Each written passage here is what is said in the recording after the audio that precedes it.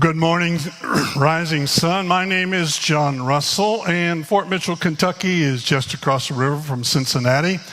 I started there in 1970. The church was about a year old when I began, and I retired from there in 2010. So if you do your math, that was 40 years in the same spot.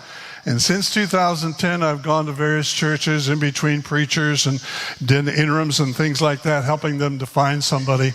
But they felt like 40 years they put up with Moses, and 40 years was enough for me as well. And so I moved on. So if you are in this area, you probably never heard of me. It's kind of like we're on a blind date. You remember what blind dates are. Some of you may have met as blind dates. Never forget, if you saw a picture of me in high school, you would understand that blind dates were just about the only thing I could have. But anyways, I had my good friend Chuck, who was really a ladies' man, came to me one weekend and he said, "John, what are you doing this Friday night?" Well, most Friday nights with me were free. And I said, "Why?" He said, I want to take my girlfriend to the movies, but my cousin Doris from Cleveland is coming in for the weekend, and my mother says I can't go unless I find someone to escort Doris. Now, Doris from Cleveland didn't sound all that exciting to me, and I said, I don't know, Chuck. She said, "Come on." He said, "You'll like her. She's got a great personality." Now, you know what that normally means when they say that, when it comes down to that. I said, "I don't know." He said, "John, tell you what, let's do a guarantee. You come down to my house on Friday evening and knock on the door, and I'll send Doris to the door. And if you see her and you aren't too happy with her, just grab your throat and go like you're having an asthma attack, and we'll dismiss you and we'll just go on." I said, "I don't know." He said, "John, it works. I know, I've done it." So he said, "Just try it." So, okay, came time for Friday night. I went down to Chuck's house. I knocked on the door, and Doris opened the door, and Chuck hadn't been honest. She was absolutely gorgeous. And I stood there speechless. And she looked at me, and she went, So, if you see one of your elders or one of your worship people kind of grabbing their throat while I'm going through this, kind of give me a sign, and we'll begin to wrap it up and change it down. In October of 2011, on October the 5th, there were 3 lives that intersected that you probably would never imagine putting them together. One was an inventor, one was a preacher, and one was a soldier. Steve Jobs had over 300 patents. He was a brilliant thinker as well as an adventure capitalist.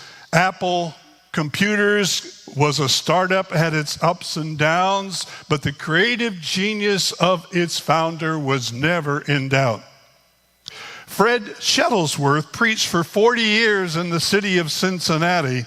Prior to that, he had been a leading spokesman for the civil rights movement, deep in the struggle in Birmingham, Alabama, and having his church and his house burned to the ground in the 1950s, but he stood up for the principles of equality. Kathleen Brennan grew up in the church where I preached and served. She went on to be a soldier and then a mother raising 3 children, and then returning to serving her country as the kids got older and were leaving home. Now you think about those 3 and you say, what possibly could those 3 divergent people from different parts of the country ever have to share alive? Well, they passed away on the same day. Jobs at 56, Shuttlesworth at 89, and Brennan at 45. Man does not know the hour, and that moment awaits all of us, doesn't it? Now you say, what's the sum total of their lives as they passed away? How do you measure the contribution? Well, Stephen Jobs was really extremely well known. He was applauded. Many of you may have his product in your pocket or your purse. Hopefully it's turned off right at this time. Shuttlesworth was revered both locally as well as internationally for his contribution. Several people said he was really a better speaker than Martin Luther King Jr. during that time. Kathleen Brennan, comparatively speaking, led a pretty quiet life. In the latter stages of that life, battling cancer very courageously. But they all died living out the life, and they faced their Creator. Now, the paths they took were different. You wouldn't expect Kathleen Brennan to be a civil rights leader, nor to Fred Shuttlesworth to be the entrepreneur, or for Stephen Jobs to be the humble soldier mother. Each of them chose their direction and chose their way and lived out their life before God. And I can guarantee you that every one of them was precious in His sight. You see, the value of a life is really not to be measured in accomplishments so much as it is in continuance. There's a phrase I want you to think about as we go through this passage this morning, and consider it on two fronts as you would, because I want you to consider for you personally and for the church here at Rising Sun, because here's a key phrase I want you to listen to in that passage that you find in Hebrews chapter 12. Here it is. Let us run the race marked out for us. You and I, you see, are in a race. The pattern can be different. The way to Christ is the same. Jesus is the only way. His grace is there. But there is a race marked out for us that would be different from everyone else, whether you are a billion entrepreneur, a humble civil rights preacher, or a sweet, gentle soldier mother. And the question is, how do I find my pace in my race? How does my church find its pace during this period of transition? Let me offer you the full passage that I took those, and I think we can answer those questions. Hebrews chapter 12, verses 1 through 3. We read this. Therefore, since we are surrounded by such a great cloud of witnesses, let us throw off everything that hinders and the sin that easily entangles, and let us run with perseverance the race marked out for us. Let us fix our eyes on Jesus, the author and perfecter of our faith, who for the joy set before him endured the cross, scorning its shame, and sat down at the right hand of the throne of God. Consider him who endured such opposition from sinful men, that you do not grow weary and lose heart.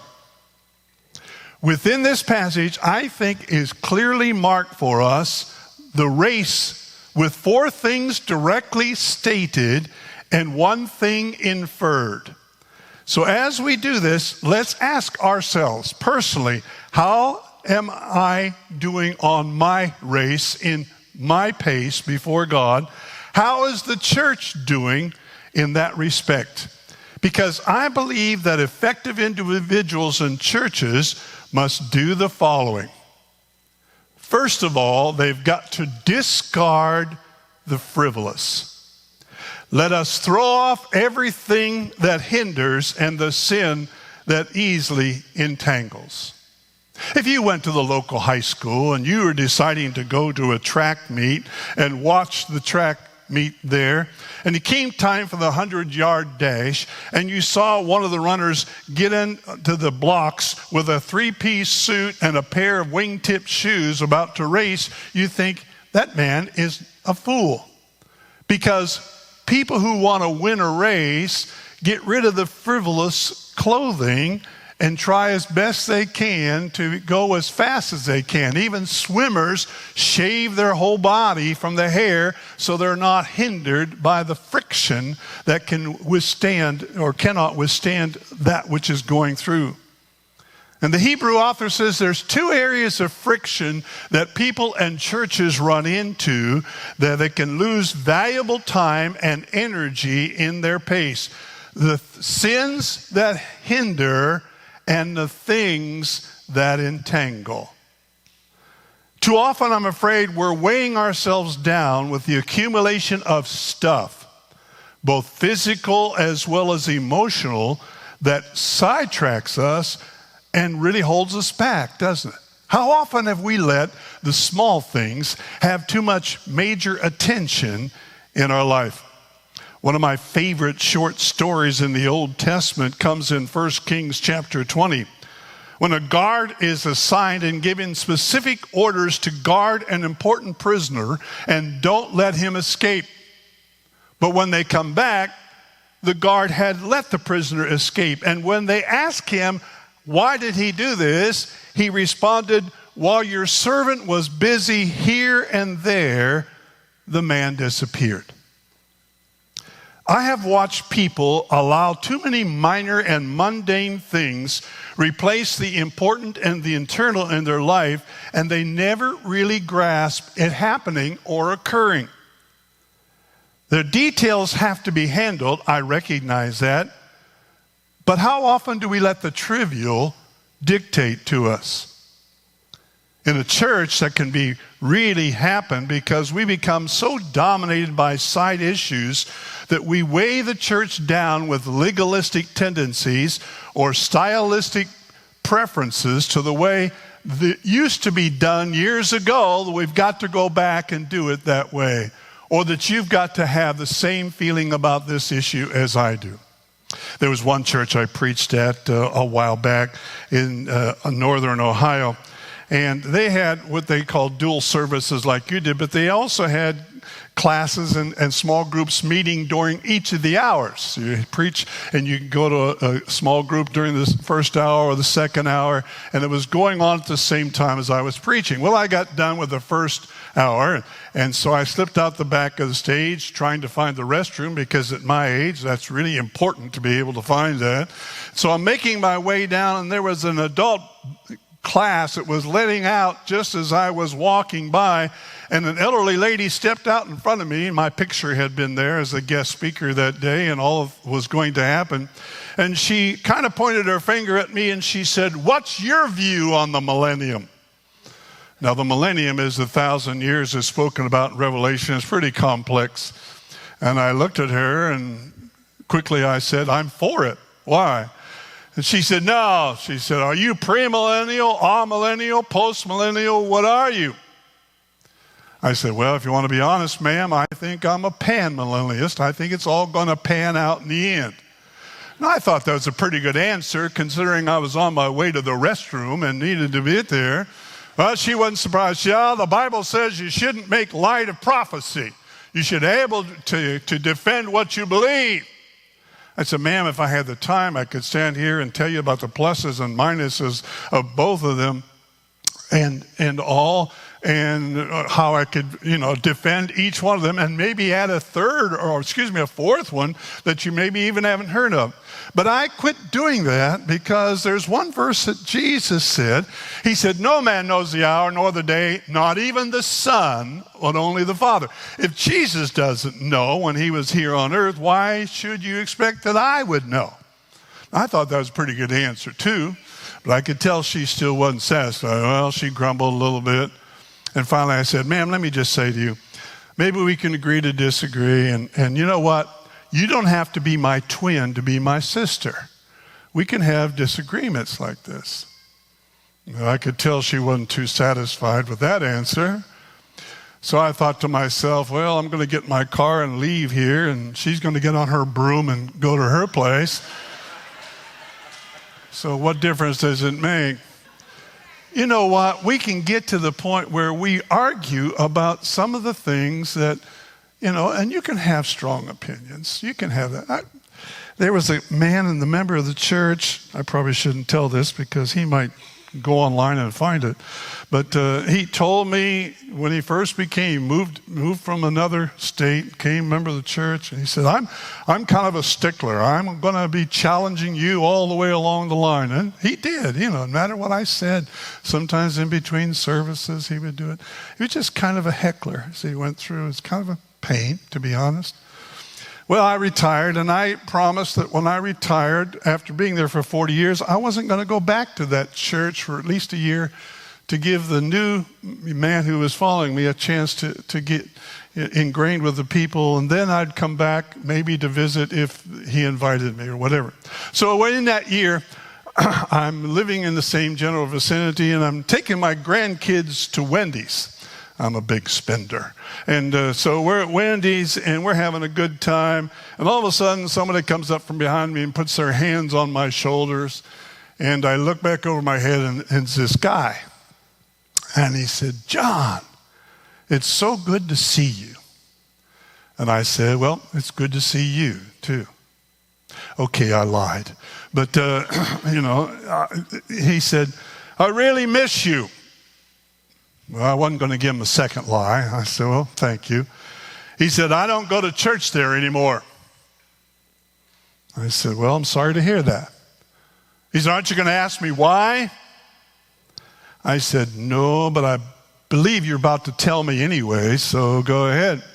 He said, "Here it is." They moved the communion table to the side.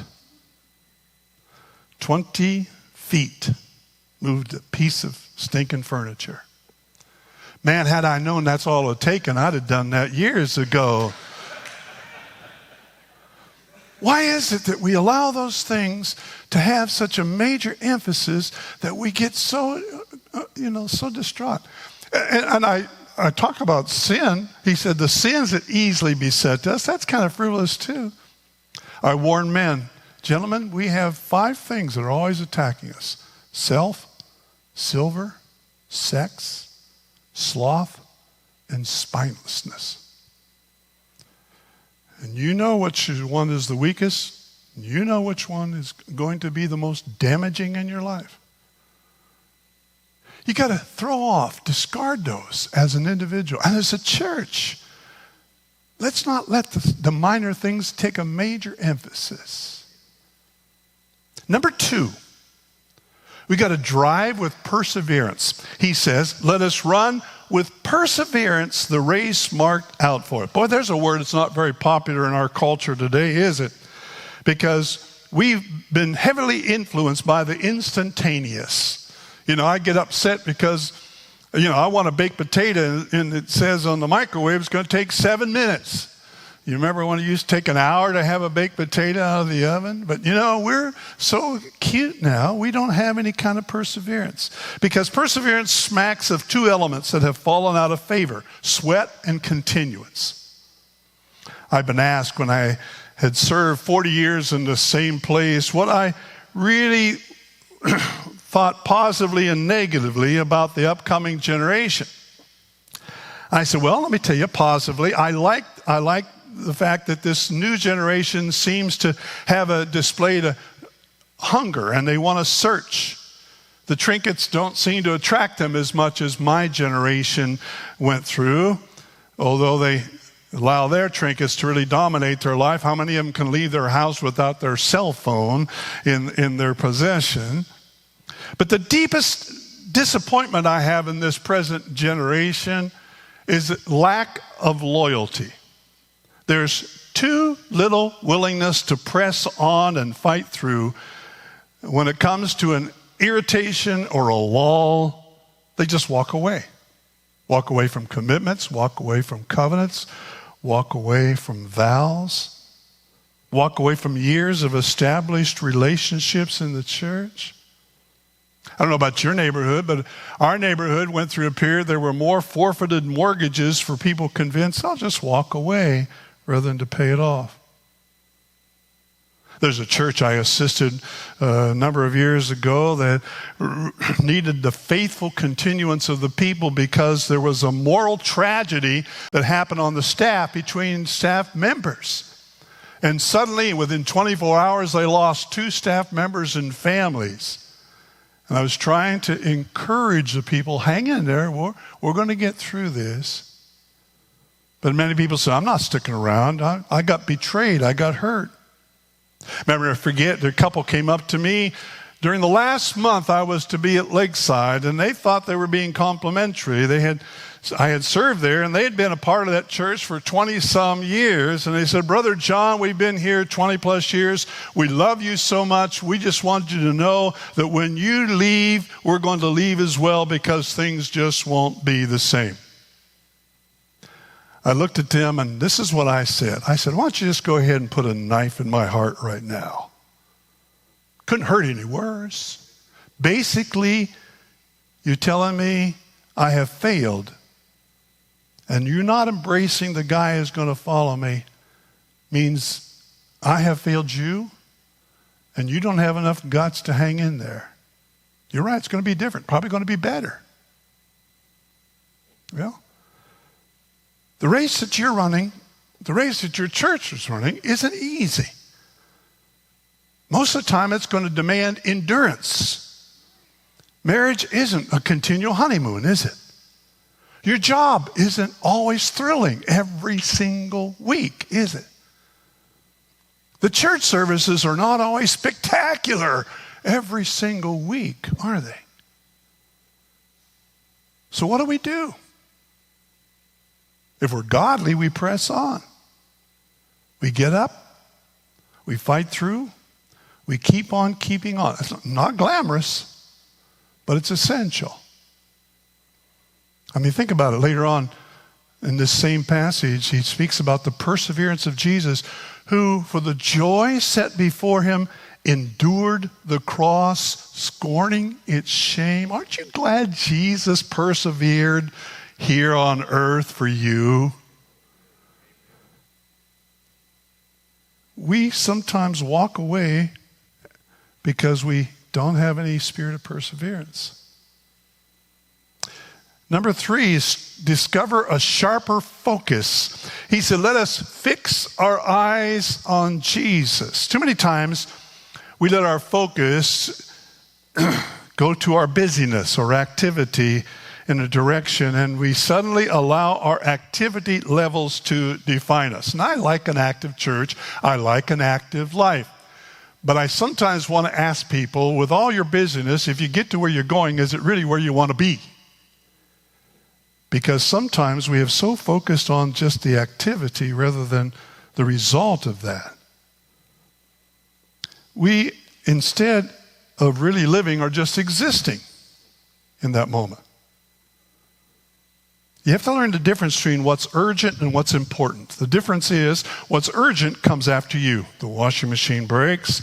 We have to take care of this situation, this emergency. Kids get sick, whatever. What's important, your spiritual growth, your development in your marriage, your home, you have to go after. I think I appreciate the fact the young preacher who replaced me took the church's logo and changed it. It simply said, the church here is to love Jesus and love like Jesus. It's pretty good, wasn't it? Years ago, I was taught by a 6-year-old leukemia patient who didn't get the miraculous healing we all wanted. I observed his family, but noticed that there seemed to be a calm recognition in a childlike way in this little boy that I don't see in too many adults. And I learned a valuable lesson from the experience of Jimmy as he taught me to focus. As I looked at his life and his young age, I really kind of broke it down. Enjoy your blessings simply. Trust in God completely. Love your family devotedly, and plan your future eternally. Your race has to keep the focus. Rising sun must keep that focus. Your pace isn't the same as the Lakeland Church in Houston or Saddleback Church in California or Southeast Church in Louisville. God has marked out a race for you in southern Indiana that you now must pick up the pace by discarding the frivolous, pressing through the trying, and critically focusing rightly on the author and the perfecter of your faith. The fourth thing is more implied than stated. And that is, you got to develop deeper relationships. One of the most powerful things that God has given in this focused race is the relational encouragement that we can receive to be aided along the way, and we in turn can aid others along the way in their pursuit. There's a bolstering that comes through friendship and companionship that enables us to press on and be strengthened. I like to read about the historical background and the events that happened in Martin Luther's life. But you discover that the greatest asset in Martin Luther's life, beyond his brilliant mind, beyond his biblical devotion, is discovered in his wife, Catherine, a former nun, whose steadying hand and encouraging voice lifted him from his frequent depressive times and allowed him to spur on and continue to do when he wanted to quit. She was there pressing him on. Every runner needs a Catherine in their life. God has made us for relationships with Him and with others. And we only can fulfill our life and ourselves by developing those. Now that requires you to open your heart. That requires you to work on developing solid relationships, which don't come naturally. They have to be worked upon through perseverance, and we've already mentioned that such development can occur. But each of us needs to look back and realize I have been encouraged and coached along the way and cheered and redirected by somebody who is extremely important, even if they came in my life a short time. And the same is true with the church. The closeness of each part of this body is going to directly influence how successful and how continuing it will be. When I arrived at Lakeside Christian on October of 1970, I was a young green youth minister, quite anxious as well. Preached a trial sermon for them in July. Their constitution at that time said after the trial sermon, they had to wait 4 weeks before they ever voted. I guess that was because that way they would forget how bad the kid had been or whatever it was. I don't know. I wasn't there, but I was told that the chairman of the elders of that church stood up and said, "We recommend this young man who comes to us at our early stage." I said the church was about a year old, about 100 people at that time. And the lady in the back just stood up and said, "He's so young." And my friend Harry said, "Yes, he is, but he'll grow and we'll help him. And won't that be fun to watch?" I was deeply indebted to that man until the day he died. To this day, even last night, I am dearly attached to his son, who is one of my best friends.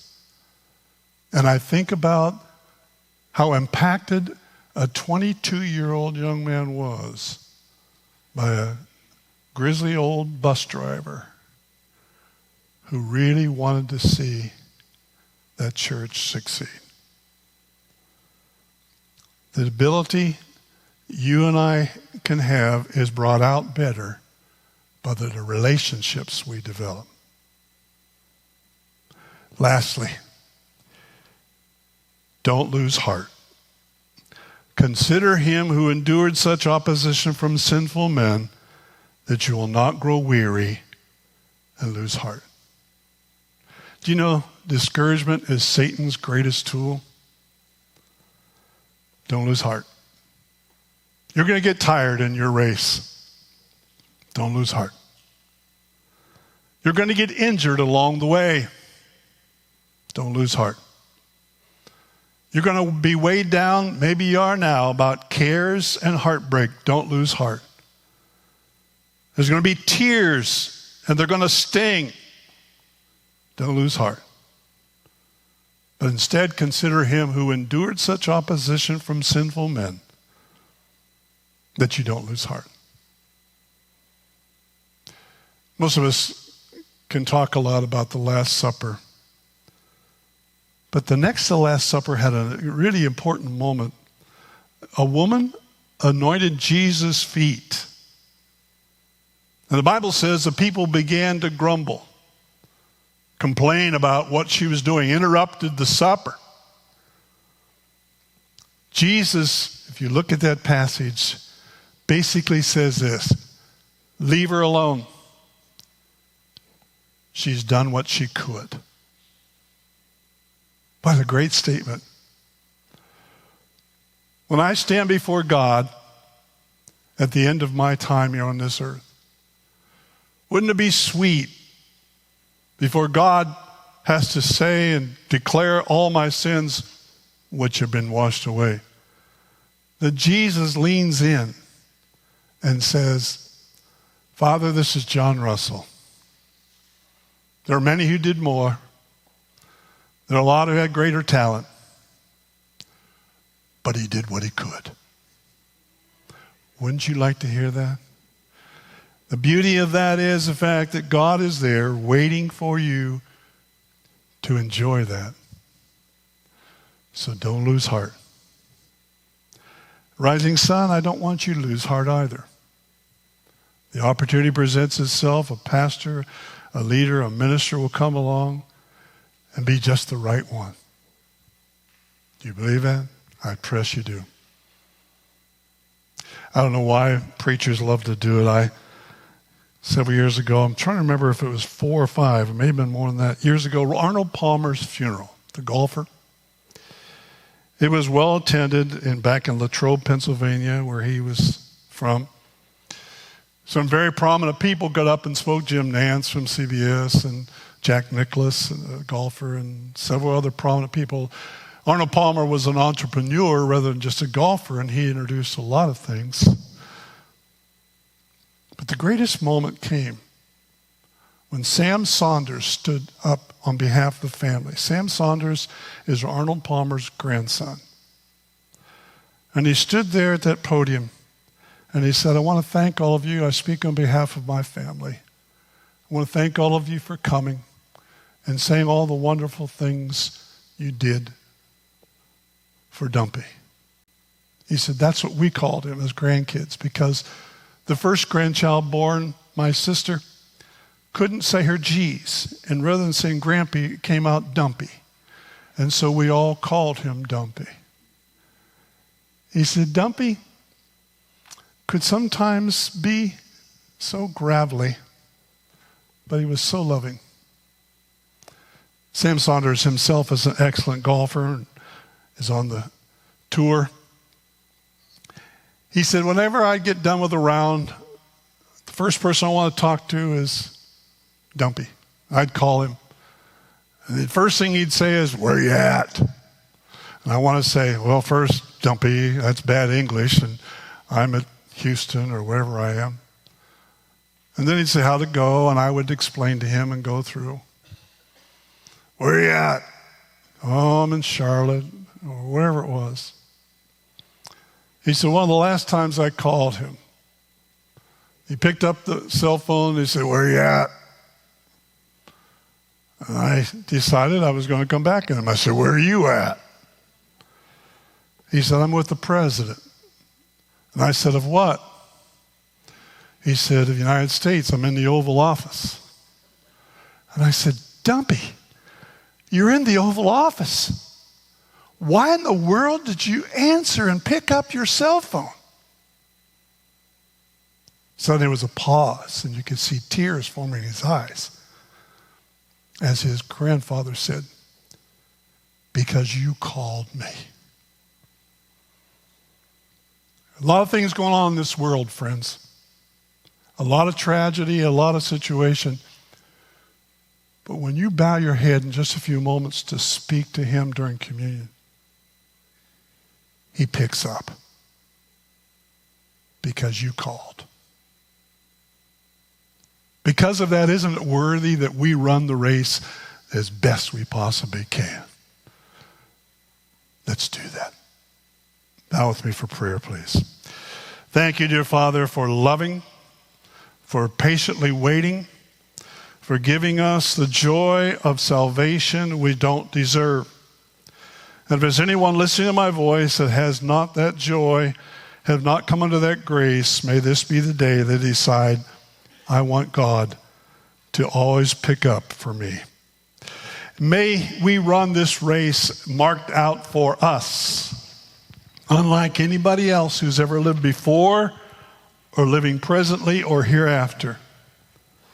Because you have loved us so much and made us so unique.